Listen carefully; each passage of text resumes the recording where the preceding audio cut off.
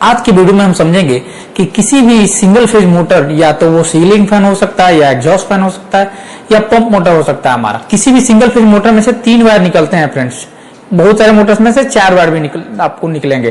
तो ज्यादातर मोटर जो होते हैं सिंगल फेज के, उसमें से 3 वायर्स निकले होते हैं। उन तीनों वायर्स में हमें समझना होता है कि कॉमन का वायर कौन सा है, रनिंग वाइंडिंग का वायर कौन सा है, और स्टार्टिंग वाइंडिंग का वायर कौन सा है। मतलब कि हमें किस 2 वायर पे कैपेसिटर का कनेक्शन करना है और कहां पे किन 2 वायरों पे हमें फेज और न्यूट्रल का कनेक्शन करना है फ्रेंड्स। तो आज की वीडियो में हम यही समझेंगे कि मल्टीमीटर की मदद से कैसे हम आइडेंटिफाई कर सकते हैं इन तीनों वायर को कि इसमें से कौन सा वायर क्या है। सिंगल फेज मोटर सीधे मैं पंप पे ले चलता हूं आपको और उसमें आपको एक्सप्लेन करता हूं।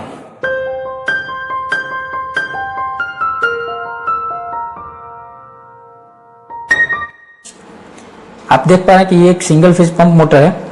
इसमें से 3 वायर निकल रहे हैं, एक कैपेसिटर भी लगा हुआ है। तो मैंने सारे कनेक्शन निकाल दिए हैं। तो देखिए इसमें 3 वायर है, रेड, ग्रीन और ब्लैक। तो मैंने लिख दिया रेड, ग्रीन, ब्लैक। अब हमें क्या करना है, एक मल्टीमीटर चाहिए, तो मल्टीमीटर ले लिया। मल्टीमीटर को सबसे पहले रेजिस्टेंस पे सेट कर देंगे। रेजिस्टेंस पे सेट कर दिया। अब हमें क्या करना है कि इन तीनों पॉइंट के बीच में, तीनों वायर के बीच में हमें अपना रेजिस्टेंस देखना है कितना कितना आ रहा है। इसमें आ रहा है 62। तो ये नोट कर देते हैं, रेड और ग्रीन के बीच में 62, ग्रीन और रेड के बीच में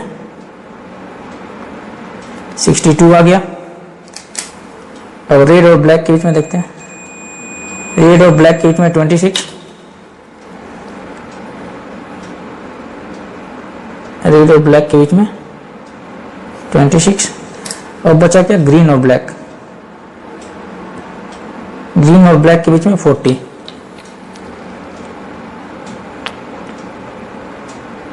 आ गया फ्रेंड्स।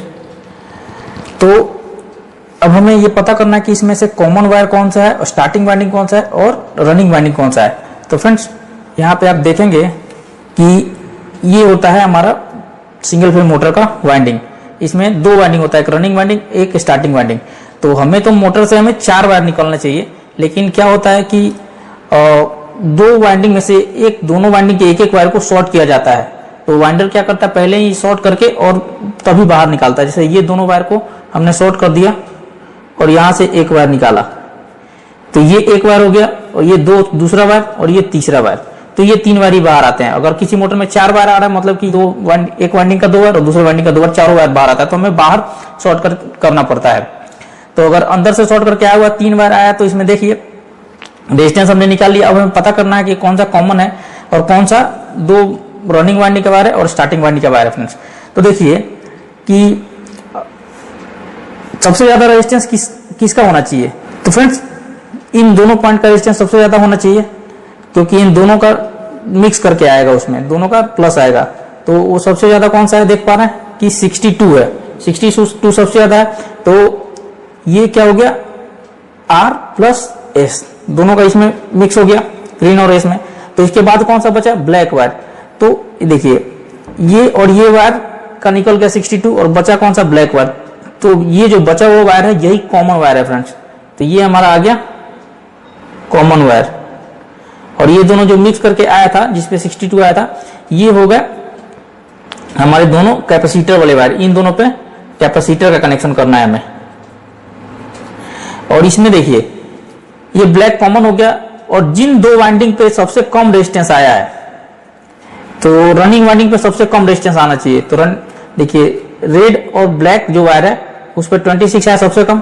तो यहाँ पे ये हमारा अगर ब्लैक कॉमन है, तो ये रेड वायर होगा फ्रेंड्स।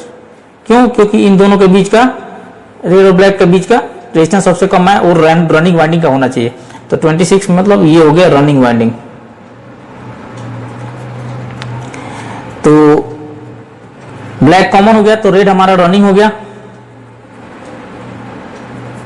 और ब्लैक कॉमन हो गया, तो बचा कौन सा वायर, ग्रीन। तो ये ग्रीन वायर हो गया, और ग्रीन वायर कौन सा वाइंडिंग हो गया friends, starting winding. Starting winding हो गया। तो अभी हमें क्या बताया अपने कि जिस दोनों पे रेजिस्टेंस पे, जिस दोनों वायर पे रेजिस्टेंस सबसे ज्यादा आया है, उन दोनों पे कैपेसिटर कनेक्शन होगा। तो ये और ये पे सबसे ज्यादा आया है, तो इन दोनों को आपस में कैपेसिटर के साथ कनेक्ट कर देंगे। इन दोनों वायर को कैपेसिटर के 2 वायर से कनेक्ट कर देना है। तो फ्रेंड्स इसमें किस में आया सबसे ज्यादा वायर? रेड और ग्रीन में। तो रेड और ग्रीन ये दोनों वायर में सबसे ज्यादा है, तो इन दोनों वायर से हमें कैसे कैपेसिटर कनेक्शन कर देना है। इन दोनों वायर पे रेड और ग्रीन पे कैपेसिटर कनेक्शन कर दिया फ्रेंड्स। और पावर का कनेक्शन कहां देना है? तो ब्लैक पे, जो ब्लैक वायर होता है फ्रेंड्स, कॉमन वाला वायर, इस पे हमारा फेज आ जाएगा, या न्यूट्रल कोई भी आ सकता है, फेज या न्यूट्रल कोई भी आ जाएगा। तो इसमें मान लो ब्लैक वायर ये फेज आ गया, तो न्यूट्रल किस पे देना है? तो रनिंग वाइंडिंग और कैपेसिटर के बीच वाला जो वायर, जो कैपेसिटर का वायर जो रनिंग वाइंडिंग के साथ आया, उस पे हमें न्यूट्रल देना है। मतलब हमेशा न्यूट्रल जो होगा रनिंग वाइंडिंग के साथ होगा। तो रनिंग वाइंडिंग हमारा देख पा रहे हैं कि रेड वायर रनिंग वाइंडिंग है, तो न्यूट्रल यहाँ पे आएगा। तो न्यूट्रल अब हमें कहाँ देना है? फेज इस पे देना है और न्यूट्रल इस पे देना है। फॉरवर्ड डायरेक्शन में मूव होगा। फॉरवर्ड डायरेक्शन में क्या करना पड़ेगा? इस तरह यहाँ पे ब्लैक पे फेज और रेड पे न्यूट्रल। अब इसको चेक कर लेते हैं पावर देके।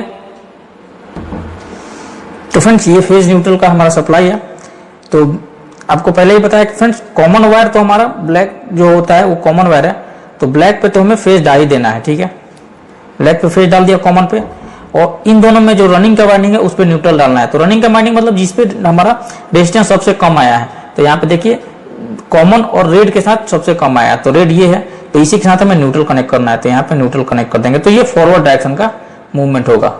मतलब ये इसका फॉरवर्ड डायरेक्शन कौन सा होगा? ये अगर पंप को ध्यान से देखेंगे, फॉरवर्ड डायरेक्शन कौन सा होगा? इस डायरेक्शन में मूव करेगा, इस तरफ पानी निकलना चाहिए, इस तरफ। तो इस तरफ घूमना चाहिए इसको, ये क्लॉकवाइज डायरेक्शन में घूमना चाहिए।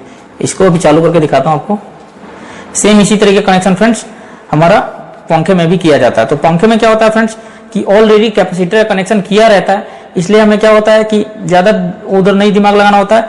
एक कॉमन वायर जो खाली का वायर होता है सबसे नीचे वाला, उस पे फेस या न्यूट्रल देते हैं, और फिर सबसे ऊपर वाला पॉइंट जिस पे कैपेसिटर लगा हुआ है और एक अंदर से मोटर के अंदर से वायर है, उस पे अपना दूसरा फेज या न्यूट्रल देते हैं। अब इसको ऑन करते हैं।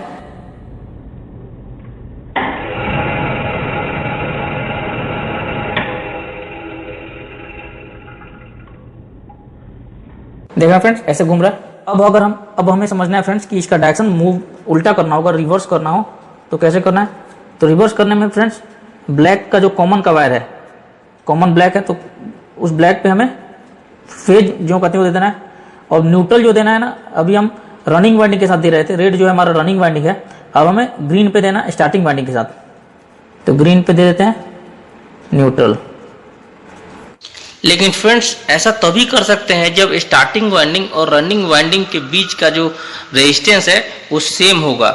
अगर ऐसा सेम नहीं है जैसे इस कंडीशन में, तो हम इस तरीके से डायरेक्शन चेंज नहीं कर सकते।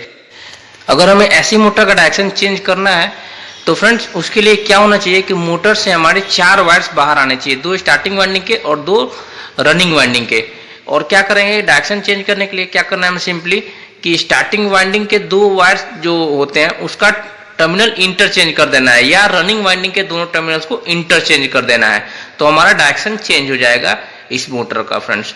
तो आपको अगले वीडियो में बताऊंगा जिस मोटर्स में 4 वायर्स अगर निकले हुए हैं तो कैसे उसका डायरेक्शन चेंज करते हैं। इस वीडियो में ये भी बताऊंगा फ्रेंड्स कि रिवर्स फॉरवर्ड स्विच के थ्रू कैसे हम इसका डायरेक्शन चेंज कर सकते हैं। तो फ्रेंड्स ये आपको वीडियो कैसा लगा आप कमेंट करके जरूर बताइए। अगर ये अच्छा लगता है तो इस वीडियो को लाइक कीजिए, और अगर आप हमारे चैनल पर नए हैं तो हमारे चैनल को सब्सक्राइब भी जरूर कर लीजिए फ्रेंड्स। तो मिलते हैं एक नए वीडियो में, तब तक के लिए फ्रेंड्स जय हिंद जय भारत।